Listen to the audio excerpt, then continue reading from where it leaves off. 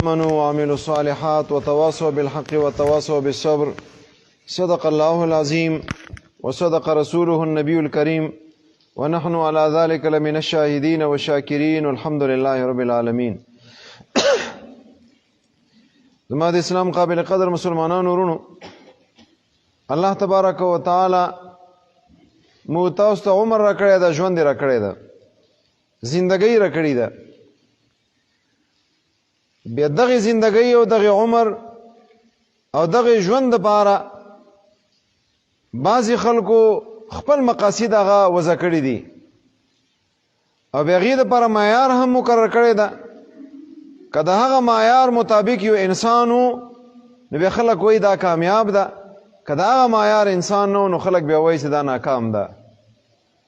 خو زما عزتمندو دغه مقاصد هیڅ مقاصد هم نه دي. مقاصد هغه مقاصد دي د ژوند او د زندګۍ څه ما او تا الله تبارک و تعالی مقرر کړي دي. انسان ما پیدا کړی، ما درته عمر در کړی ده، ما درته ژوند در کړی ده.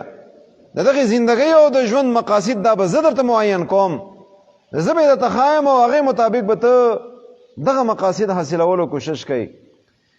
د ما او تا ته کوم عمر او ژوند الله را کړی دا زندګۍ را کړې دی. د زندګۍ مقصد څه ده؟ تاسو وړاندې یو صورت تیر کړو، سورې قسم ده په زمانې باندې، ان الانسان لفی خسر، یقینا انسان دا په نقصان کې ده. خسر څه ته ویل کېږي؟ کم نقصان ته ویل کېږي. خسران هغه نقصان ته ویل کېږي چې یو تاجر تجارت کې سرمایه لګولې ده، یوازې ګټې کې نقصان ونه شي بلکې چې څومره سرمایه د سره ده د ټوله سرمایه لاړه شي. ذهاب و رأس المال، چې څومره پیسې دي د ټولې پیسې ونه لاړې شي، تش لاس پاتې شي، دي ته خسران یې لګېږي، دي ته نقصان یې لګېږي. ټول انسانان هغه په نقصان کې دي، هیڅ ورسره نشته. بیا الله فرمایي الا الذين آمنوا وعملوا الصالحات وتواصوا بالحق وتواصوا بالصبر. هغه انسان کامیاب ده چې هغه کې دغه څلور صفات وي. هغه انسان کامیاب ده چې دغه څلور مقاصد هغه حاصل کړل. اولنی مقصد د ژوند او د زندګۍ هغه ایمان ده. تا ته الله ژوند درکړلو، خپلې مرضۍ مطابق به ژوند نه تېروئ. ټولو نه اول به ایمان، الله باندې ایمان، ملائکو باندې ایمان، انبیاو باندې ایمان، رسولانو باندې ایمان، کتابونو باندې ایمان، په جنت او جهنم باندې ایمان، مرګ نه بعد دوباره ژوند باندې ایمان. په دې ټولو ایمانیاتو باندې ذکر تا ایمان راوړلو، دا د تا د ژوند او زندګۍ یو مقصد ده، یو صفت به دغه په ځان کې پیدا وکړي. ما او تا ته الله تبارک و تعالی دغه ایمان را نصیب کړی ده په مفتو باندې. ما او تا سره د دې قدر نشته، او حالانکه دغه ایمان د دومره اهمیت ولا شی ده ځکه دغه ایمان ما او تا کې وي، ما او تاسو څومره هم نیک اعمال کوو الله یې قبلوي، او که دغه ایمان نو ما او تاسو څومره هم لوی لوی نیک اعمال وکړو الله په دربار کې هغه هیڅ قسمه قدر و قیمت نشته. یو روایت کې راځي نبی علیه السلام فرمایي چې کله ورځ د قیامت شي الله تبارک و تعالی اما په امت کې به یو کس هغه میدان ته کې مخې ته به کي، بیا به هغې وړاندې سجلات او رجسټر یې هغه ورته کلاو کي، په هغه کې به ټولې نافرمانۍ ګناهونه دغه به لیکلي وي. الله به ورته وفرمایي اتنکرو من هذا شیئا، د کوم اعمال ته ګورې بد اعمال ګورې دې نه انکار کولی شي؟ دی به ورته چې خدای انکار نشم کولی. الله به ورته وفرمایي څه عذر شته تا دپاره، څه دا ګناهونه تا ولې کړي دي؟ دی به ورته چې خدای څه عذر هم نشته. بس په دې وخت کې دا سړی به دومره پریشانه شي چې بس ما کومه ټکانه دغه جهنم د جهنم نه خلاصېدلی نشم. الله به ورته وفرمایي وی تا وله یو امانت ما سره ده، یو وړه غونې بطاقه به راوبسي، وړوکې غونې چټ به راوبسي، فیها اشهد ان لا اله الا الله وان محمدا عبده ورسوله، دغه کلمه به په هغې باندې لیکلي وي. الله به وفرمایي څه خپل وزن د اعمالو ته میزان ته تلې ته حاضر شه هغه ځای کې ودرېږه. دی به وفرمایي چې خدایه د دغې وړې غونې بطاقې د وړه غونې چټ او بل طرف ته دغه لوی لوی رجسټرې دې سره د دې څه مناسبت ده؟ دا خو ظاهره خبره ده، داسې تلې کې واچې دا به پورته وخېژېږي او کم درنه رجسټرې دي هغه به لاندې لاړې شي. الله ورته وفرمایي دومره منو امید کېږه لږ حاضر ته شه هغه ځای کې تلې چې کله حاضر شي دغه کلمه دا به یوې پړلې کې واچولی شي او د غټ غټ رجسټر یې دا بلې تلې کې واچولی شي. په دې وخت کې څه کوم رجسټر دي هغه به پورته وخیږي هغه طرف او د کلمې د لا اله الا الله ولا کومه تله ده پړله ده دا به لاندې طرف ته راشي. ځکه چې په دې کې د الله نما ده. الله نامې سره څوک مقابله کولی شي یا هغې سره څه تول کې څه شی درون ختلی شي الله په نامې په مقابلې کې نه شي ختلی. دغه کومه کلمه ده دا به لاندې درانه وخیږي او کوم سجلات یې هغه به بره وخیږي. په دغه باندې به الله تبارک وتعالی هغې ته نجات ورکړي. نو دا کلمه د لا اله الا الله ایمان دا به د ما او تا د ژوند او د زندګۍ بنیادي مقصد وي چې زه به مؤمن یم او تر مرګه ساعته پورې په دې ایمان باندې زه پاتې کېږم. الله دې موږ تاسو ټولو اخره خاتمه په ایمان کې. دویم مقصد ما او تا د زندګۍ هغه عمل صالح ته. ما او تا د ژوند او زندګۍ الله را کړې ده د دې لپاره نه ده را کړې چې ما او تا په دې کې نافرمانۍ کوو. ما او تا په دې کې هغه کارونه کوو چې په هغې باندې الله تبارک وتعالی ناراضه کېږي. ما او تا به هغه کارونه کوو چې په دې باندې الله رضا کېږي. هغه اعمال به کوو چې الله په هغې باندې خوشحالېږي. ما او تاسو د اعمالو اهمیت نشته خو قرآن تر واخله اول نه تر اخره پورې څه کوم ځای کې د ایمان ذکر الله کوي مغه ځای کې د عمل صالح ذکر خامخا کوي.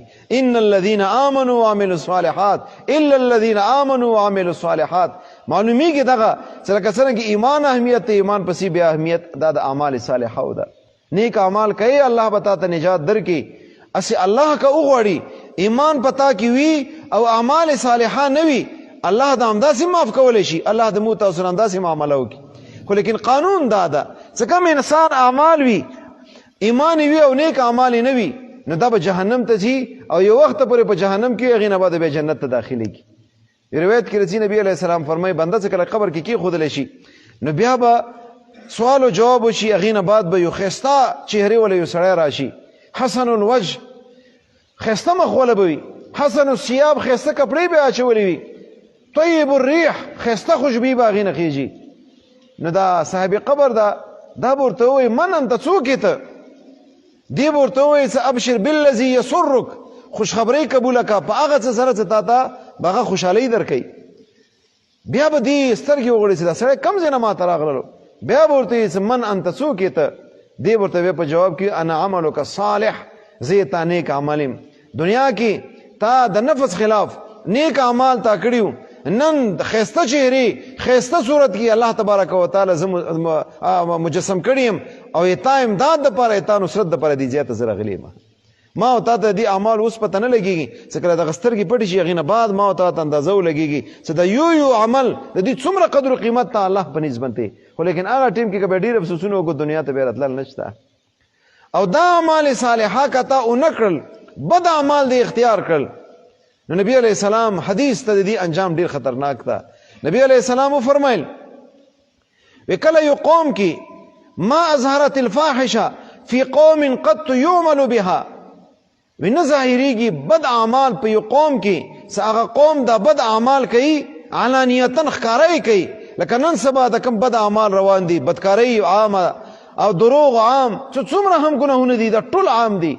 ودا چې کله یو قوم کې هغه ښکاره شي نو نبی علیہ السلام فرمای الا ظهر فيهم الطاعون وی الله تبارک وتعالی په دوی کې به طاعون بیماری راولي لکه د کرونا کومه بیماری ده. والاوجاع التي لم تكن في اسلافهم داسې دردونه او داسې بیماری به الله پیدا وکړي چې تاسو په مشرانو کې دغه بیماری به وینه. د کومې بیماری چې اوس راوتلې دي مختلفو نومونو سره مو تاسو چې کوم مشران تیر شوي دي چې کوم بوډاګان دي هغې نه تپوس تاسو وکئ هغو ته دغه نامې ورسیم نه چې دغه موږ زمانې کې نه وي زما عزتمندو دا د دغې بدو اعمالو په وجې باندې داسې قسمې بیمارۍ راځي. نو ما او تا د ژوند او د زندګۍ دویم مقصد هغه دا داسې نیک اعمال به کوو له و لعب زندګۍ به نه تېروو نافرمانۍ زندګۍ به نه تېروو. او دریم ما او تا د ژوند او د زندګۍ مقصد هغه دا ده چې ما او تا وتواصوا بالحق یو بل ته به د حق وینا کوو. ما ته یوه حقه خبره معلومه ده په دې باندې کار نه کېږي چې ما ځان کې هغه عمل پیدا وکړلو نه ته به د عمل دغه ښه خبره بل ته هم رسوي.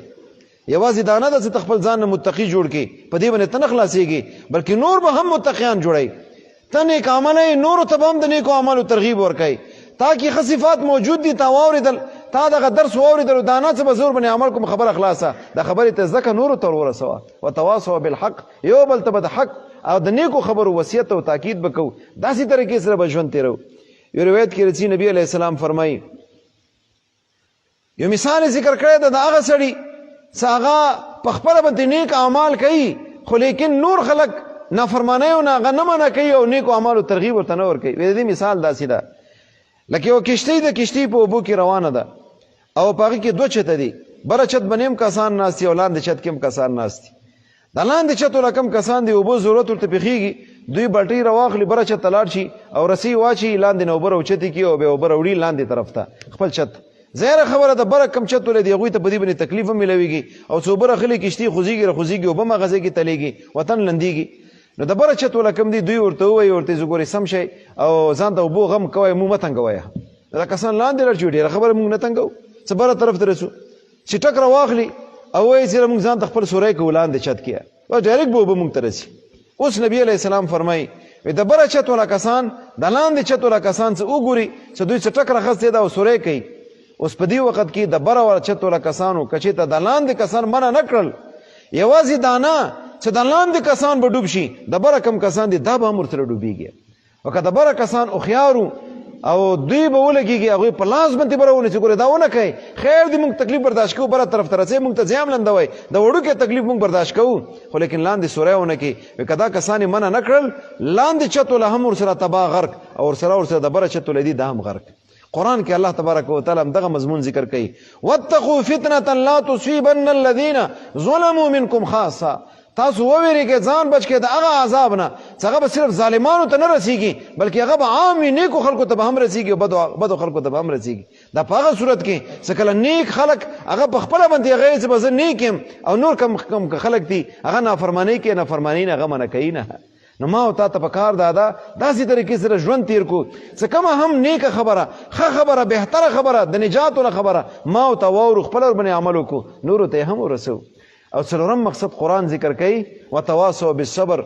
نیکی خبره حق خبره چې کله ته کوي خلکو ته نو ظاهره خبره د خلکو باندې د حق خبره لګه ښه نه رسېږي تا ته به بدې رد هم ویلی کېږي تا ته به تکلیف هم هغه رسولی کېږي بیا به ته یو بل ته تاکید د برداشت هم کوي د صبر به هم کوي چې کله حق خبره بل ته کوي هغه طرف نه ریاکشن به پتا باندې کېږي تا ته به تکلیف هم میلاویږي بیا به ته صبر او برداشت نه کار اخلې. دغه څلور مقاصد قرآن ما او تا ته ذکر کړي د انسانه که کامیابی غواړي دغه څلور مقاصد به تحصیلوي څلور صفاتو په ځان کې پیدا کوي. ایمان، دویم عمل صالح نیک کارونه او دریم کمې خبرې تا واورېدلې نورو ته یې رسول حقې خبرې تاکید نورو ته کول او څلورم صفت د برداشت. ژوند او زندګۍ تیرایي اتا د مزاج خلاف به ډېر کارونه کېږي نو چې کله اتا د مزاج خلاف کار وشولو چا درته بده خبره وکړله سخته خبره وکړله ته به برداشت په ځان کې پیدا کوي. دغه څلور خبرې که ما او تا ځان کې پیدا وکړلې قرآن په نظر کې ما او تا کامیاب یو دا د کامیابۍ معیار ده. او که دغه څلورو خبرو کې یوه خبره ما او تا کې نه وه نو ما او تا ځان ته دا نشو ویلی چې مونږ کامیاب یو. الله د مو تاسو ټول کامیاب هم کی او دغه کم څلور صفات دي الله د مو تاسو ټولو کې کاملې طریقې سره دغه څلور صفات پیدا وکړي. اخلاص سره دعا وکړئ اللهم صل علی محمد وعلى ال محمد كما صليت على ابراهيم وعلى ال ابراهيم انك حميد مجيد. الله د څه مولو تی قبول منظور کی په دې باندې عمل کولو توفیق نصیب کی. څومره نوجوانان مشران دي درس ترسي الله دغه درس ته راتلل د دوی قبول منظور کی. الله موږ دغه اجتماع قبول او منظور کی د موږ غونډه قبول او منظور کی. الله موږ ټول ته قبولیت نصیب کی قابلیت قبولیت مقبولیت موږ ټول نصیب کی. ښه صفات موږ ټول ته نصیب کی بدو صفاتونه موږ ټول ساتل کی. ایمو تاسو څومره حقداران او فاطمه مردگان اسلام ټول ته بخنه وکي. الله د مسلمانانو روزي تراویح طاعت عبادت قبول او منظور فرمای. الله موږ ټول ناراضي شي.